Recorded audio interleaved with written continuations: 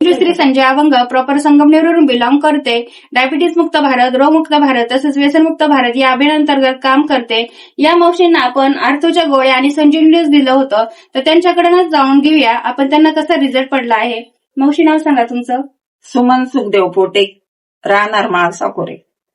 तर तुम्हाला संजीवनी ज्यूस आणि आर्थोक्विट घेण्या अगोदर काय काय त्रास होता?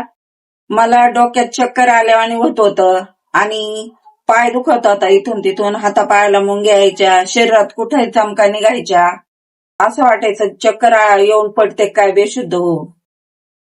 तर आता हे संजीवनी ज्यूस आणि आर्थोक्विट घेण्या अगोदर तुम्ही दवाखान्यात भरपूर खर्च केला असेल. भरपूर खर्च केला आणि रिझल्ट तेवढा पुरताच तेवढा येत होता. हा, परत दुखायचंच, काही कमी होत नव्हतं. आता हे संजीवनी ज्यूस आणि आर्थोक्विट घेतल्यापासून तुम्हाला काय काय रिझल्ट आला? चक्कर यायचे थांबले, हातपाय दुखायचे थांबले, म्हणजे शरीरात ज्या चमका निघत होत्या त्या आता कमी झाल्या आणि घाबरल्यासारखं होत होतं ते पण कमी झालं पूर्ण. म्हणजे या मावशींना चक्कर येत होती, छाती दुखत होती, हातपायांना मुंग्या येत होत्या आणि प्रत्येक शरीरामध्ये चमका निघत होत्या, त्या पूर्णपणे थांबलेल्या आहे. यांना असा जबरदस्त रिझल्ट आलेला आहे. घर घर रिच वे, हर हर रिच वे.